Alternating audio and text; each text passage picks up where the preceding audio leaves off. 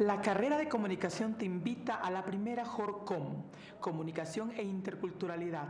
No te lo pierdas. Ven y participa este 11 y 18 de junio de la primera jornada de comunicación JORCOM, Comunicación e Interculturalidad.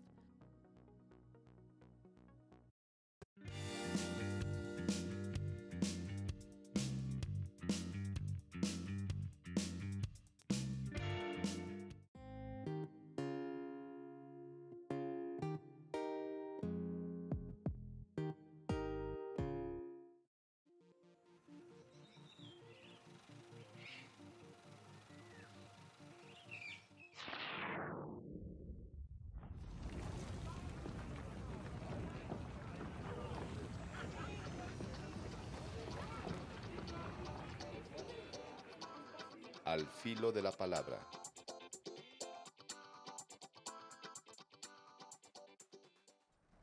Bienvenidos, bienvenidas en el marco de las jornadas de la comunicación y gracias al trabajo de INTV, el equipo de la carrera de comunicación. Queremos presentarles hoy una entrega especial de Al filo de la palabra. El tema que vamos a discutir, que vamos a conversar con Santiago, con Darwin, es interculturalidad y literatura. Bienvenidos nuevamente y que disfruten. Buenos días. Al filo de la palabra es un programa de INTV, una propuesta de la carrera de Comunicación Social de la Universidad Politécnica Salesiana. Hoy tendremos con nosotros al docente Santiago Rubio, investigador además de la UDLA. Pasemos al video para conocer mejor a nuestro invitado. Al filo de la palabra tiene como invitado especial a Santiago Rubio Casanova, magíster en literatura por la Pontificia Universidad Católica del Ecuador, candidato doctoral en literatura latinoamericana por la Universidad Andina Simón Bolívar. Ha sido ponente invitado en los encuentros Quito Ciudad de Letras 2012 y 2013. La mayor parte de su vida laboral la ha dedicado a la investigación ensayística y a procesos editoriales en instituciones como Editorial El Conejo, Flaxo, Ildis, Revista Línea Sur, entre otros. Entre sus publicaciones más recientes se encuentran el cuento Hábitus, antología bilingüe de un cuento ecuatoriano en el año 2017, Antropofagia cultural y capoeirística, Cuentos y fisuras en el año 2017, La capoeira y la música de protesta, Mímesis solidaria en pro de la educación en el año 2018-2019. En el 2017 participó como ponente en el Cuarto Congreso Iberoamericano de Estudios sobre la Oralidad y Literatura en Cali. Además, como ponente y moderador del 13º Congreso Internacional de Literatura en el año 2017. Y ha sido invitado como ponente en la edición 56 del Congreso Internacional de Americanistas en Salamanca en el año 2018.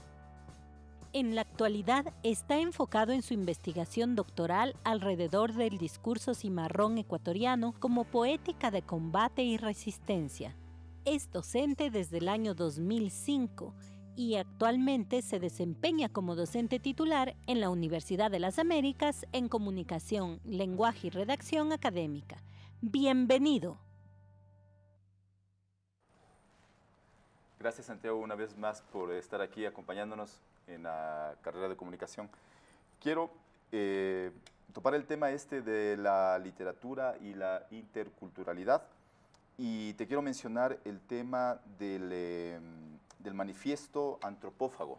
Empezar por ahí porque creo que es suscita, digamos, la conversación y hasta la controversia, digamos, sobre este concepto, ¿no? Y en este manifiesto, que es recogido, digamos, trabajado por los modernistas brasileños, ¿no es cierto?, que es la vanguardia hispanoamericana, en este manifiesto se dice que uno de sus principios, por ejemplo, dice, solo me interesa lo que no es mío.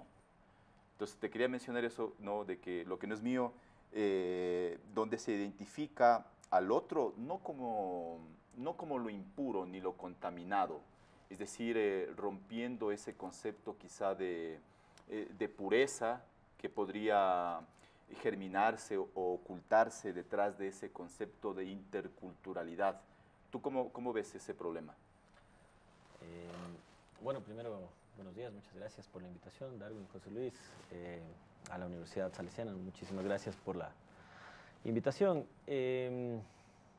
A ver, bueno, yo estoy trabajando un poco en mi tesis con respecto a estos temas y me he metido con esta cuestión de la antropofagia cultural. Y en este manifiesto antropófago, y en esto cuando te escuchaba primero, esto de decir solo me interesa lo que no es mío, a veces tiene como un eco político quizás, cuando pensamos en toda la corrupción que existe en Latinoamérica, ¿no? A veces estamos más interesados, al parecer, en lo que no es nuestro, pero más bien es una cuestión cultural reivindicadora, ¿no es cierto?, de la interculturalidad, precisamente, porque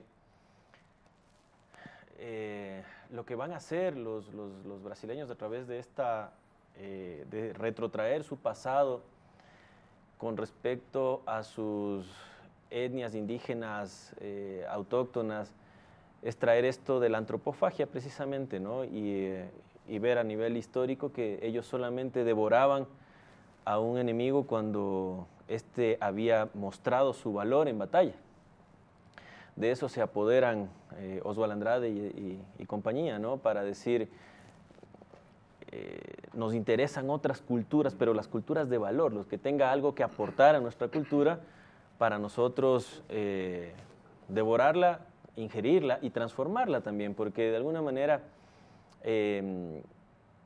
se pierde, como tú decías, esto tal vez de lo impoluto, qué sé yo, lo puro, ¿no? Pero me acordé de otra cita que decía, creo que es un poeta apellido Bandeira, no estoy seguro, pero que solía decir, no es original, pero es nuestro, ¿no? Entonces me acordaba de un ejemplo en el que se decía, claro, el brasileño toma el jazz, toma el rock, ¿no? El rock and roll, lo junta, lo devora y produce el bossa nova, ¿no? Y eso ahora es como auténticamente brasileño, o sea, bossa nova es indiscutiblemente brasileño, pero tomaron de otras culturas de esto para de alguna forma darle su propio carácter, darle su propio tinte de su propia cultura, ¿no? Y fíjate, ¿no? Se ha torcido esta cuestión de lo original quizás, porque tiene mucho nexo con el jazz, pero ya pasó a ser algo propio, ¿no?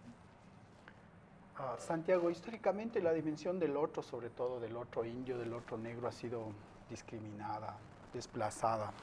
¿Cómo está el tema en la literatura? ¿La literatura fomenta esa discriminación negando los temas populares o más bien los incluye en su obra, los recoge?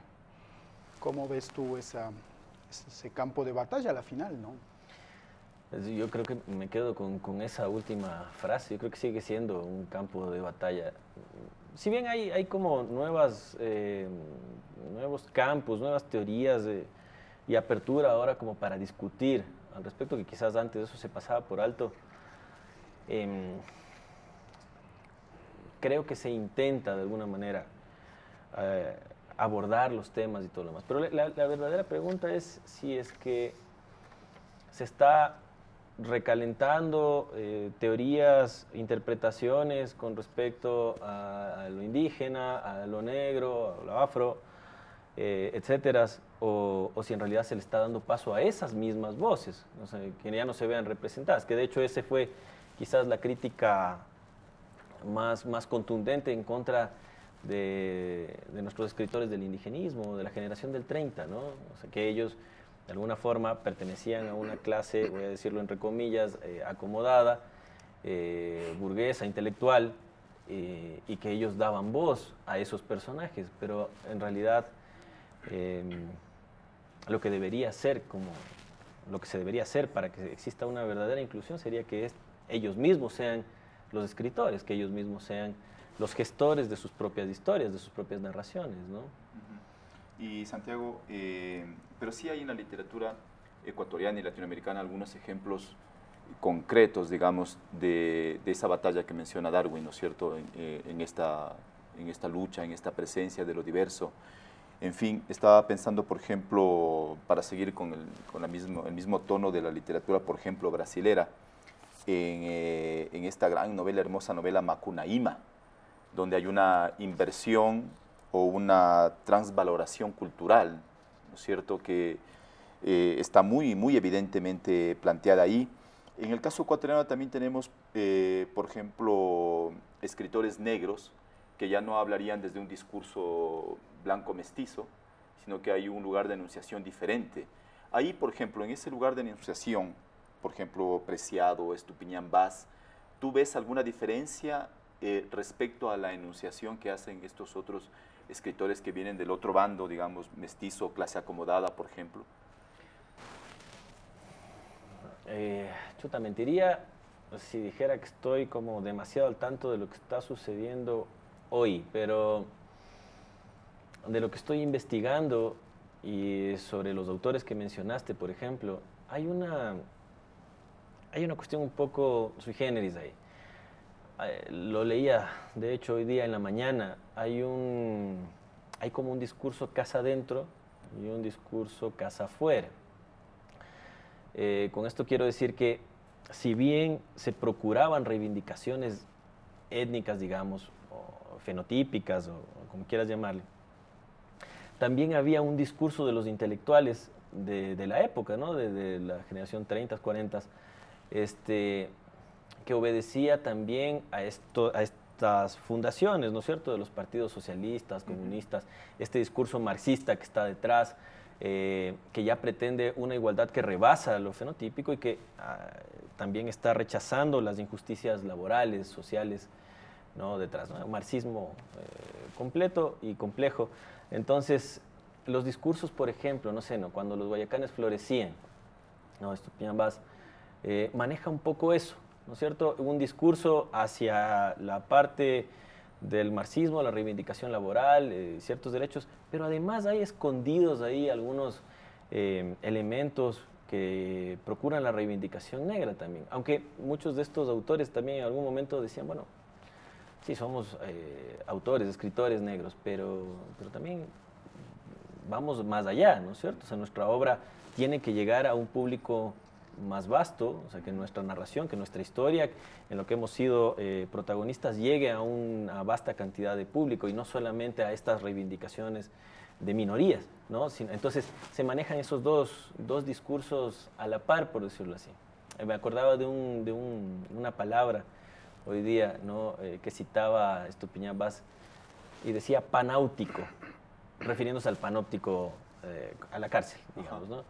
Y entonces, por ejemplo, esa palabrita tiene unos disfraces ahí, ¿no? Uno, si lo lee rápidamente, dice, no, es el autor tratando de decir que los negros de la época no podían pronunciar bien panóptico y decían panáutico, ¿no? Pero ese náutico, para la gente que ha vivido esclavitud y tiene su acervo cultural, su pasado cultural establecido desde la esclavitud, nunca decir náutico es inocente, por ejemplo, ¿no es cierto? Siempre referirte al mar, ¿no? Tiene esta cuestión detrás de haber sido sacado, secuestrado de tu tierra, de tu ambiente y haber sido llevado a otro lugar a vivir esclavitud, ¿no? Entonces, por ejemplo, ese es un pequeñísimo ejemplo, ¿no? En el mismo tema que estamos trabajando, Santiago, que surjan las voces de la diversidad, digamos, en la literatura, ¿no? Intentar que surja la voz indígena y se plasme en cuestiones literarias, en poesía, en novela, en cuento. ¿Qué tan posible es eso ya en los contextos ecuatorianos, latinoamericanos, en donde la formación, la educación misma está destinada hacia un público blanco mestizo, por darle un nombre, y la cultura, esta cultura de formación académica, de rigor literario, de forjarse en el idioma, está más bien para unas élites? ¿Es posible dar la voz, entonces, la construcción literaria a estas diversidades? ¿O más bien es un asunto político, más que académico? Chuta, dificilísima pregunta. Es súper complejo porque como conversábamos hace un rato fuera de cámara, no solamente esa exclusión se da por venir de un sector minoritario o porque no hay acceso a determinados recursos, bibliotecas, editoriales, las mismas academias, ¿no? Sino que además la misma literatura está cada vez reduciendo su espacio, digamos, en este tipo de literatura, porque quizás la literatura esotérica o quizás esta literatura de aventura, más de adolescentes, que está como en su auge, y todavía se puede leer extensas obras, ¿no? Desde ahí, partiendo desde ahí, la literatura tiene unos, por lo menos en nuestro país, ¿no? Tiene unos lectores en realidad que no son muchos, no son variados, más bien creería yo que son cada vez menos. Empecemos por ahí. Lo segundo, por ejemplo, en el caso indígena, yo me acuerdo que en la universidad andina, cuando estábamos haciendo el doctorado, había alguien nos dijo en algún coloquio que se había escrito la primera tesis en quechua, ¿no? Y que, bueno, o sea, yo me ponía a pensar en ese preciso momento la complejidad que eso implica, ¿no? Revisores que que tengan el grado, por lo que te exige el sistema, ¿no es cierto? Revisores que tengan el grado académico como para ser lectores de una tesis doctoral en quichua, el grado de, no sé si es la palabra correcta, pero de socialización que pueda tener esa tesis, quiénes lo van a leer, ¿no es cierto? Lo que, por supuesto, no implica que sea un grandísimo esfuerzo y que marque un hito en nuestros estudios literarios, en la parte académica, ¿no? Pero lo que tú me preguntabas es a qué personas podría llegar, ¿no es cierto? ¿A qué auditorio, a qué lectores podría llegar? Es mucho más difícil, y eso que nosotros estamos hablando de un país que tiene el quichua como un segundo idioma, ¿no? Entre comillas estoy diciendo esto, ¿no? Pero en realidad, ¿cuántos de nosotros podríamos leer, por ejemplo, una tesis? Sí, necesitaríamos una traducción, y en esas traducciones ya existen ciertas licencias, y quizás se podría hablar de algún alejamiento de la primera intención también, ¿no? Así es complejo ese tema. Santiago, queremos que escuches y veas dos preguntas de estudiantes de fuera del set sobre este mismo tema para que podamos seguir conversando sobre la literatura y la interculturalidad.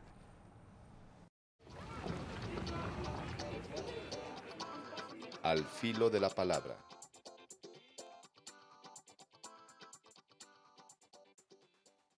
¿De qué manera el tema de la diversidad cultural en la literatura ecuatoriana ha sido presentado? Tratándose particularmente de creadores blancos mestizos y letrados. ¿Cómo se ha asumido el tema de lo popular, por ejemplo, en las literaturas canónicas, específicamente en la literatura ecuatoriana? Ahí hay, perdón, Darwin, dos cosas que quería resaltar. El blanco mestizo, que bueno, mencionaste algo al inicio, y la presencia de lo popular en esta literatura. Bueno, un poco Darwin me había hecho una pregunta bastante similar, ¿no? Con respecto a la primera pregunta, ¿no es cierto? Y para mí sigue siendo bastante complejo de contestar, sobre todo cuando ya menciona la ciudad letrada, ¿no es cierto? Eso tiene mucho sentido. Todavía está centralizada la educación, todavía está concentrada, ¿no es cierto?, en grandes, entre comillas, emporios educativos en ciudades grandes del Ecuador, y qué pasa con el resto, ¿no es cierto? O sea, ¿qué acceso tienen en realidad a los mismos estudios, a una revisión por parte de una editorial, a la publicación misma, los recursos que se necesita para publicar, y mucho más aún, ¿quién te va a leer? Entonces, es como una serie de cosas que están desarticuladas en realidad en Ecuador, y que cuando hablamos de diversidad cultural se vuelven aún mucho más complejos. Pero esto es complejo para cualquier autor ecuatoriano. O sea, empecemos por ahí, ¿no? mucho más aún para minorías en las que, como decía el chico haciendo la pregunta, no se encuentran dentro de esta ciudad letrada y que además es con dedicatoria, ¿no? Blanco mestizo que tiene acceso a esto, a los recursos, a pagar además. Otra de las cosas que nos sucede, ¿no? Los libros en Ecuador son caros, no son de fácil acceso, entonces es difícil publicar, es difícil comprar, es difícil acceder, es difícil escribir y además estudiar. Entonces es bastante complejo el tema y no es una... yo creería, quizás, yéndome a un cliché, que la solución estaría tal vez en la política pública, ¿no? O sea, en tratar de establecer ciertos parámetros que sean más inclusivos alrededor de la educación, alrededor de la cultura, sin tratar de poner nuestros intereses de capital o los intereses culturales hegemónicos por encima de los intereses más periféricos, digamos. Y en cuanto a lo popular, ¿cómo está retratado? Era la pregunta, ¿no? Sí. ¿Cómo está retratado? La literatura, sí. Bueno, yo creo que hay una nueva tendencia a rescatar cuestiones populares. Hablando fuera de cámara, hablábamos de esta cultura culta o de la alta cultura versus la cultura popular, ¿no? Y hay que entenderlas como tal, como cultura y estas tendencias nuevas hacen que de alguna forma se intente dar nuevos sentidos a lo popular. Quiero poner un ejemplo antes de ponerme demasiado teórico, quizás, si es que podría hacerlo. Sí, claro. Sí, de hecho. El otro día vi un documental que había hecho un amigo mío, el Sebastián Jacome, con respecto a un pingullero en Pintaj. Y me interesó la historia, entonces me fui a conocerlo. Y cuando llegué a conocerlo, a este señor, estoy pensando como escritor, ¿cómo podemos sacar una nueva historia nuestra o reivindicar alguna historia que no ha sido vista, algo que está por ahí escondido y que puede tener algo de valor? Quizás no sea una tendencia muy nueva, pero rescatar valores sin caer en nacionalismos, valores ecuatorianos o historias ecuatorianas que nos hayan dicho, siempre tiene su atractivo, ¿no? Y yo creo que sí se está dando un poco de cabida a esto. Y cuando lo conocí al señor, claro, le decía, bueno, y un poco cuénteme cuál es su interés, ¿no? Por esto de tocar el pingullo. Y entonces me decía, bueno, mi papá tocaba, ¿no? Yo le acompañaba con el tambor y todo lo demás. Dice, y fíjese que tiene propiedades un tanto mágicas el pingullo, ¿no? Y entonces ahí es cuando pone su total atención en lo que le van a decir. Y el señor me decía, fíjese que cuando granizaba, ¿no? Y hablando de Inti Raymi, Coyarraymi, ¿no? Y las épocas de cosecha, de siembra, etcétera, ¿no? Me decía, fíjese, a veces nos granizaba en el peor momento posible, que es cuando teníamos ya que empezar a cosechar. Y mi papá, cuando eso sucedía, salía de casa, ¿no? Y en medio granizo se ponía a tocar el pingullo. Y mi papá tenía la capacidad de, a través de su melodía, detener el granizo, ¿no? Entonces es una cosa fantástica, ¿no? En ese momento decía, bueno, ya el cuento está hecho, ¿no? Pero es una apropiación de alguna manera, yo también lo estoy traduciendo en este momento, tal vez ilegítimamente me estoy apropiando de una historia, siempre me causa algo de pudor el estar usando algo que está ahí escondido quizás a mi favor, quizás como difusión, quizás como para presentarlo como algo culto, ¿no? Y cambiando quizás las palabras, quizás cambiando el sentido que pueda tener una historia dentro de una comunidad. Yo mal cambiando este tipo de cosas, ¿no? Es ahí, creo yo, donde está precisamente el conflicto. Lo popular, en el momento en que ya se lo saca de su contexto, quizás ya obedece a ciertas licencias que nos damos las personas que estamos fuera de ese fenómeno, ¿no? Entonces, yo creo que sí le estamos dando cabida, pero que siempre será para mí mejor la historia contada por el pingullero, ¿no? Tal vez yo tuve el beneplácito de poder disfrutarla directamente de su fuente. Ahora, Santiago, sabiendo que las políticas públicas son importantes y conociendo de que pueden transformar realidades, yo quisiera ir más hacia qué se puede hacer desde el otro lado, desde quienes trabajan la literatura. Y ahí veo un concepto tomado de la hermenéutica, eso de ampliar los horizontes. Entonces tal vez ampliamos los horizontes sobre la literatura y incluimos, por ejemplo, el tema de oralidad, que es un tema que va a permitir ver la inclusión del cuento popular, de la historia, de las narrativas en general, ¿no? Y tal vez ahí nos permite tener un proceso más amplio de diversidad cultural que en las literaturas más clásicas. No sé qué tú piensas sobre este tema. Sí, por supuesto. Y hace poco estuve en un seminario con un investigador así muy sabio de la UNAM que estuvo visitándonos en Quito sobre oralidad, y él precisamente establecía algunos de estos puntos sobre la recuperación cultural a través de la oralidad. Y nosotros venimos de un pasado más bien ágrafo, ¿no? O sea, sí existe la cuestión esta de los quipus y tal cosa, pero no vamos a ver narrada una novela en quipus, ¿no? Imagínate. Pero la cuestión de la oralidad abre precisamente esta misma discusión de lo que he venido diciendo antes. Quizás asistir a ver decimeros en Esmeraldas, ¿no es cierto? O los argumentos, u otras manifestaciones más modernas, como las batallas de rap, hoy por hoy más urbanas también, ¿no?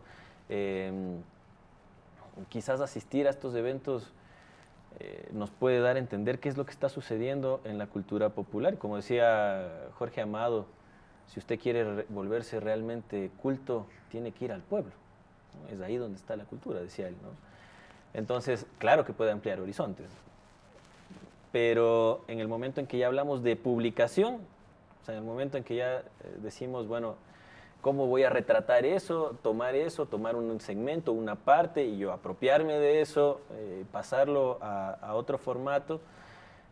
Quizás es ahí donde ya se pierde este ampliar horizontes, ¿no? Tal vez, más bien, pienso yo, si es que hablamos de oralidad, más bien rescatar y por sí mismos dejar que estos eventos se popularicen, sean más, haya más chances de hacerlo, o sean más mediáticos, se vuelvan más mediáticos, ayude a que sean más mediáticos, etcétera. Se podría ampliar realmente un horizonte para ese tipo de manifestaciones. Y la academia puede aportar también haciendo estudios sobre esos temas específicos, sí, de oralidad, ¿no? Sí, sí, para totalmente. Que se los comprenda mejor, para que se perfeccionen los narradores populares.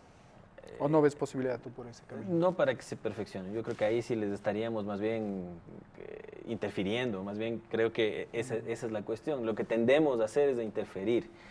Y más bien está esa dicotomía. O sea, si no se habla al respecto, está como ahí en lo ignorado, se queda en lo olvidado, ¿no es cierto? O solamente perteneciente a un pequeño sector y tal cosa. Y si es que uno se apropia de eso y se lo publica, enfrenta el problema de las traducciones, el haberse separado del fenómeno en sí mismo, etcétera, ¿no? Entonces es difícil un poco librarse Ajá. Y Santiago, y siguiendo con este hilo de ampliar horizontes, en tu trabajo de investigación tú estás trabajando el discurso cimarrón y la diáspora negra. ¿Cómo conectarías este discurso cimarrón dentro de este diálogo de transcultural o intercultural, o de esta existencia del conflicto que existe en la diversidad? ¿Cómo introduces tú ahí este tema del discurso cimarrón especialmente? Ahí tendría que empezar con mi experiencia personal, porque de nuevo, ¿no? Hoy día leía justo en la mañana un libro de Juan García y justo topé con un párrafo en el que decía: hay gente que toma nuestras historias, le da la lectura y lo interpretan como quieren, pero no están sembrando. Y él decía esto de sembrar pensando y pensar sembrando. Decía, la cuestión no es que se le dé una nueva lectura, ¿no? La cuestión es que se siga propagando una ideología negra, una ideología cimarrona. y que a veces obedece más a algún tipo de interés académico o alguna vinculación, y eso más bien lo mata, ¿no? Y te digo esto porque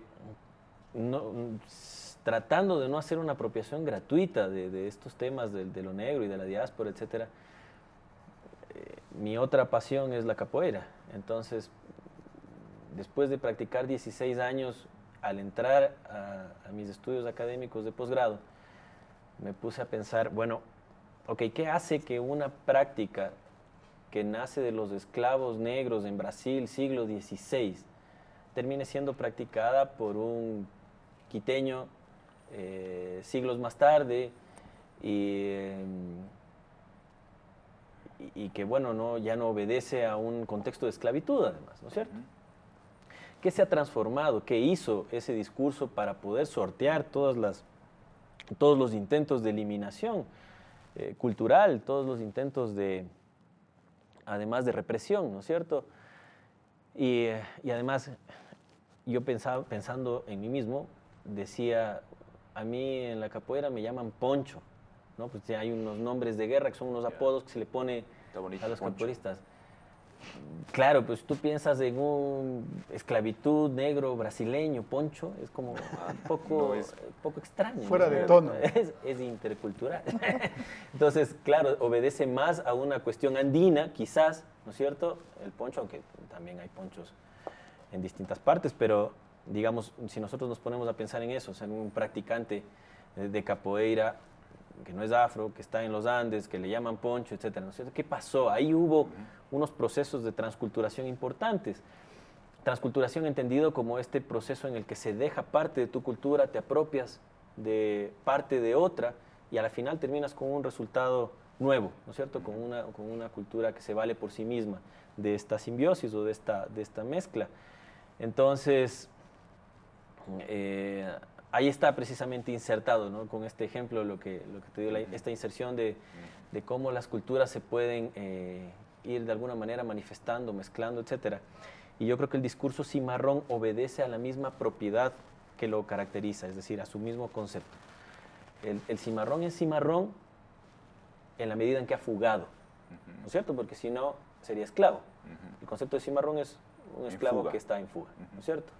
No ha alcanzado la libertad, porque si no sería liberto. O sea, hay una palabra para nombrar las cosas, ¿no? Los estados. Pero en el momento en que el esclavo fuga, es cuando obtiene su cualidad de cimarrón. Y el discurso hace lo mismo. El discurso fuga, ¿no? Esa es mi interpretación sobre lo que sucede ahí. Y fuga sin olvidar su acervo cultural, su pasado, etcétera, pero fuga también de sus emisores. Si no, no estaría yo hablando en este momento de una tesis al respecto. Entonces, encuentra las maneras de transformarse, de unirse a otras ideologías, a otros dogmas, los desafía, los rompe, ¿no? Y produce nuevos. Entonces, creo que por ahí está la cuestión del discurso cimarrón y cómo cómo incurre en interculturalidad, ¿no? Ya me iba a inventar algún verbo. Y cómo se ha logrado propagar de alguna manera, ¿no? Ya que José Luis, en toda tu experiencia personal, Santiago, vamos con ese tema bueno, ya tú como investigador de temas literarios, como hombre que escribe, ¿cómo tú ves esos temas de la diversidad cultural, del otro? ¿En tus personajes los retomas? ¿Tienes algún interés? Por la tesis veo que hay ahí un interés afroamericano, afro-latinoamericano. ¿Y cómo ves esas búsquedas, sabiendo que eres un blanco mestizo? Sí, bueno,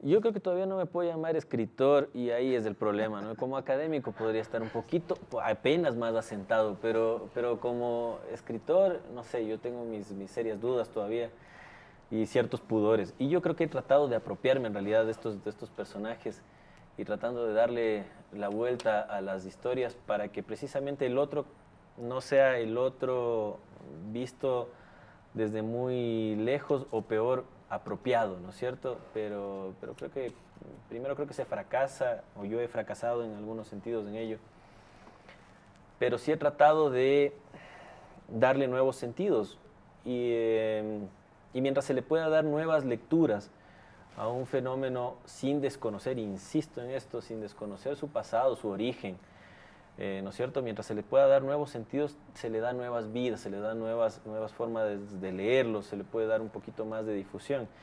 Yo creía que es eso, siempre hablar del otro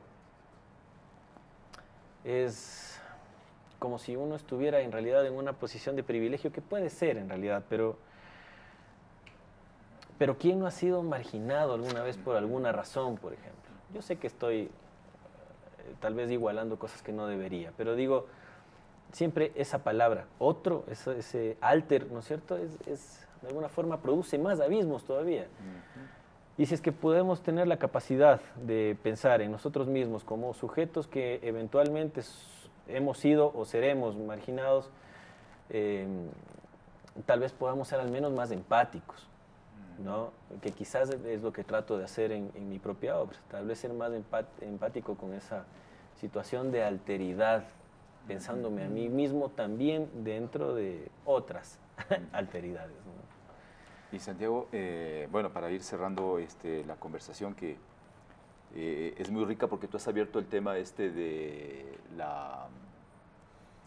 los discursos en fuga, hablando del cimarrón como ese esclavo que deja de ser esclavo pero está en fuga. Eso es un concepto bastante interesante, creo, para entender quizá, no sé si te parece a ti, Santiago, como ese discurso en fuga enfrentando a ciertos discursos autoritarios, dogmáticos, canónicos. ¿Se lo puede entender así, estos discursos en fuga, con la imagen del cimarrón, por ejemplo? O sea, con respecto a lo hegemónico, dices, a lo cultural. Es curioso, justo porque hice mis deberes para venir acá a la entrevista, estaba revisando un poco lo que había investigado antes, ¿no? Y una de las cosas que apareció hoy por la mañana en uno de los fragmentos que leía es una anotación que me hace mi tutor de tesis a uno de mis capítulos. Uno de varios de los comentarios de cosas que hay que reparar. Y me decía, justo sobre el caso de Estupiñán Bass, ¿no? Yo digo ahí que la novela es entregada 5 años, me parece, antes. Ahorita puedo estar equivocado en la cantidad de años, pero por decirte, 5 años antes se la entrega a Benjamín Carrión, la novela, y no es publicada sino hasta 5 años después.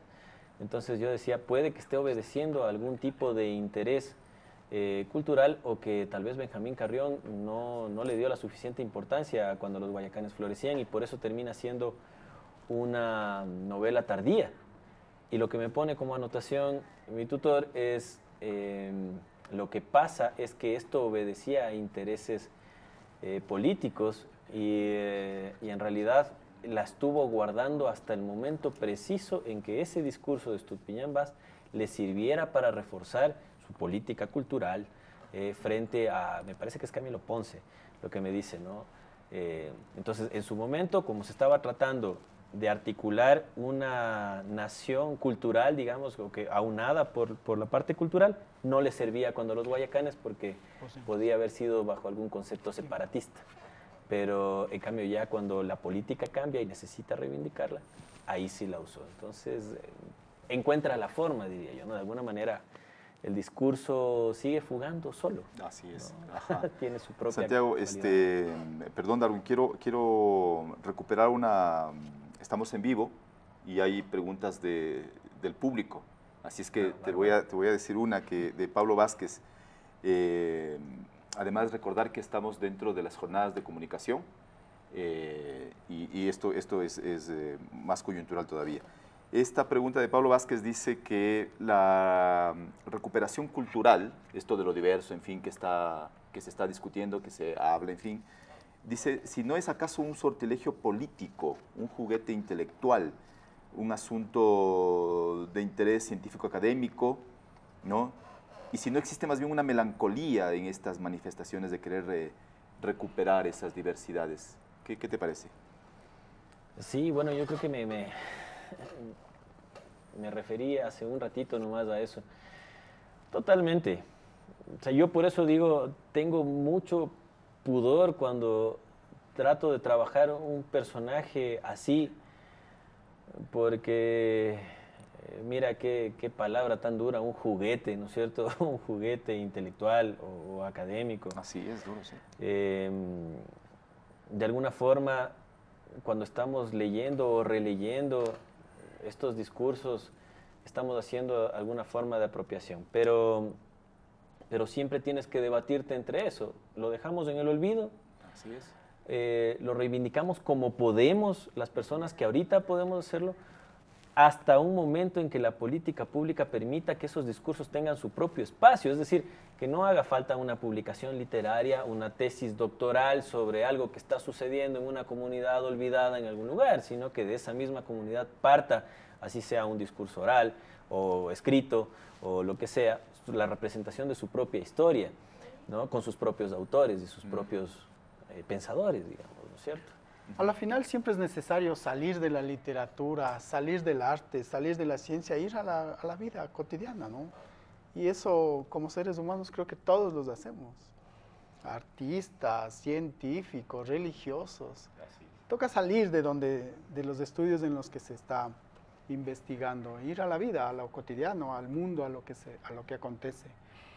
Pero al mismo tiempo es fundamental volver a la ciencia, volver al arte, volver a la literatura, porque si no, no tendría chiste, digamos. Y a la final la literatura también es parte de esa vida cotidiana. Entonces creo que esa batalla que tú bien has expresado en esta charla que has tenido con nosotros, se va a dar siempre. ¿Qué dirías tú? Vamos a estar siempre en esa lucha y cualquier escritor, cualquier persona que haga investigación sobre literatura va a tener eso de cómo incluir y cómo quedar también él incluido, digamos, en ese proceso, tanto en la obra como en la vida. Sí, totalmente. No es una pugna fácil en nuestro país. Simplemente hablar de literatura ya es una pugna, ya es de alguna forma un acto de rebelión. Cuando tenemos cada vez menos universidades que tienen estudios literarios, cuando la especialización en literatura es cada vez menor, cuando nuestros libros ecuatorianos en las librerías se encuentran en el fondo, en una estantería de una esquina, cuando no tenemos un público lector, porque culturalmente no nos hemos desarrollado como se debe al respecto, etc. Ya de por sí es una dificultad. Ahora, batallar dentro de eso, con el asunto de las minorías, de los discursos olvidados, de la parte cultural que está por ahí fragmentada, etcétera, es aún un reto muchísimo mayor. Y como decía antes, nos debatimos en eso, entre personas que quizás tengamos algún interés en reivindicar, tal vez ni siquiera reivindicar, sino visibilizar quizás algún discurso que está por ahí un poco desconocido.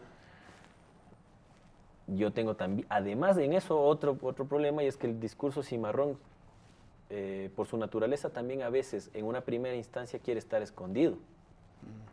Porque el cimarrón, para llegar hasta la libertad, tiene que esconderse. Y tiene que disfrazarse. Un poco recapitulando con lo que decía antes, ¿no? Cuando les dije, hay un discurso casa adentro y uno casa afuera, ¿no? Para entender panáutico como panóptico hacia afuera, y hacia adentro estar diciendo, estoy hablando de esclavitud y todo lo que contempla la esclavitud. Entonces, aún en eso, o sea, yo quiero sacar un discurso que quizás quiera permanecer escondido, por ejemplo. O sea, es una serie de aristas y es un tema bastante complicado de abordar, y creo que esa problemática va a subsistir por mucho tiempo. Santiago, te queremos agradecer profundamente de parte de la carrera de comunicación, del equipo de INTV. Gracias, Darwin, como siempre, por acompañarnos. Ha sido muy grato escucharte y ojalá podamos vernos en una próxima ocasión. Gracias a todos y será hasta una próxima. Gracias, Santiago. Gracias Santiago. A todos ustedes, muy amables.